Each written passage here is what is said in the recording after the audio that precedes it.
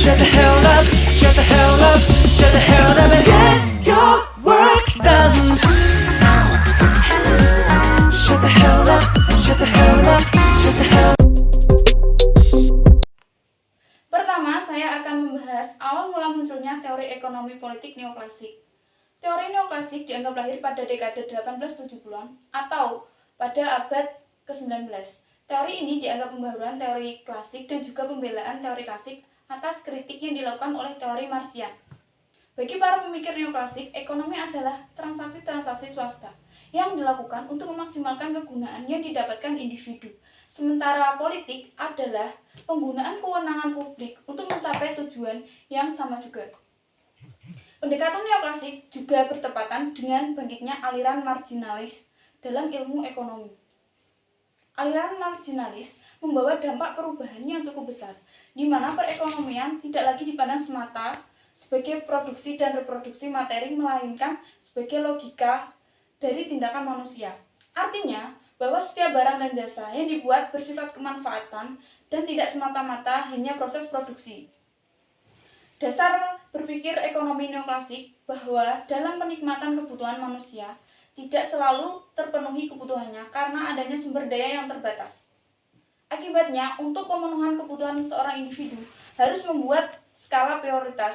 Yang dimaksud individu harus mempunyai alternatif pilihan dalam sebuah tindakan ekonominya. Selanjutnya adalah tokoh-tokoh pengembang ekonomi politik neoklasik. Yang pertama ada Karl Menger, yang kedua ada Leon Walras, dan ketiga ada W. Stanley Jevons.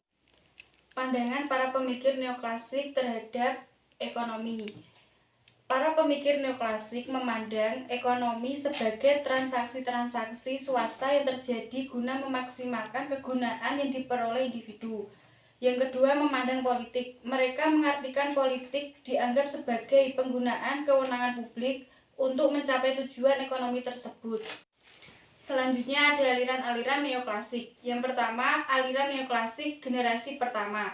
Pada aliran ini, mereka masih mempercayai anggapan kaum klasik sebelumnya yang terkait prinsip pasar persaingan sempurna dan anggapan bahwa ekonomi akan selalu menuju pada keseimbangan. Yang kedua ada aliran neoklasik generasi kedua. Pada aliran ini, mereka lebih banyak menolak pandangan kaum klasik. Mereka sendiri beranggapan bahwa dalam kehidupan nyata, asumsi-asumsi kaum klasik banyak terlanggar karena berbagai faktor yang dapat mengakibatkan pasar berjalan tidak sempurna. Selanjutnya, yang menghasilkan dua jenis agenda politik. Yang pertama, agenda politik yang berusaha untuk mempertahankan sistem hak kepemilikan agar transaksi bisa terjadi secara sukarela. Yang kedua, agenda politik yang terkait dengan pihak yang tidak ikut mengadakan kontrak tetapi terpengaruh oleh transaksi yang berpotensi untuk meningkatkan kesejahteraan. Yang perlu dicatat, pendekatan ekonomi politik neoklasik sebenarnya tidak membutuhkan politik dan lebih menekankan pada ekonomi. Maka politik hanya diperlukan kalau ekonomi atau pasarnya gagal. Hak kepemilikan adalah hak untuk memiliki, menggunakan, menjual, dan mengakses kekayaan. Dalam pendekatan neoklasik, hak kepemilikan memegang peran sangat penting.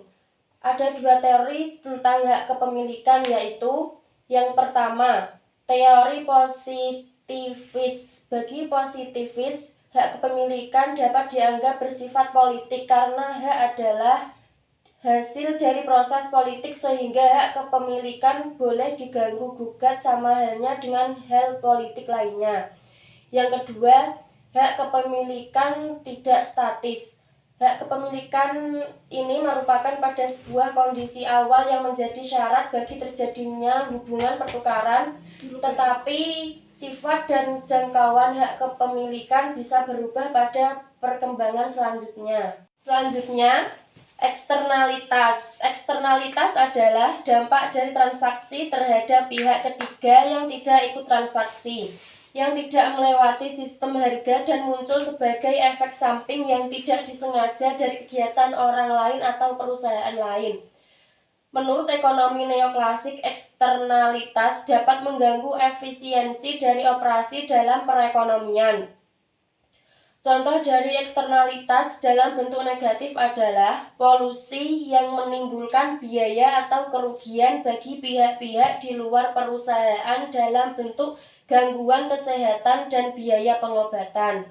Berikutnya, oligopoli. Pengertian oligopoli. Oligopoli merupakan keadaan pasar dengan suatu komoditas yang hanya dikuasai oleh beberapa perusahaan. Persaingan antara perusahaan sangat ketat dan strategi pemasarannya dilandasi oleh daya cipta. Produk yang dihasilkan sangat beragam dan jenisnya dapat berbeda pada masing-masing produsen. Keadaan oligopoli yang pertama, menaikkan harga dan membatasi output. Yang kedua, perusahaan akan menghasilkan output yang sedikit, namun meminta harga yang tinggi. Dampak oligopoli. Yang pertama, utility akan menurun. Yang kedua, harga mencerminkan biaya produksi. Yang ketiga, kelangkaan sumber daya. Yang terakhir, kelebihan dan kekurangan ekonomi politik neoklasik. Kelebihan politik neoklasik meningkatkan keuntungan penjual atau pembeli secara individual, pencapaian kemajuan ekonomi dengan kepentingan pribadi, keuntungan bersama yang diperoleh dari perdagangan internasional. Kelemahannya, jika pasar neoklasik terlalu kaku, maka terdapat campur tangan dari pemerintah masih dalam lingkup monopoli. Campur tangan ini jika dalam kinerja pasar tidak bisa mengendalikan dengan baik. Terima kasih telah menonton video kami. Jangan lupa like and share. Semoga bermanfaat.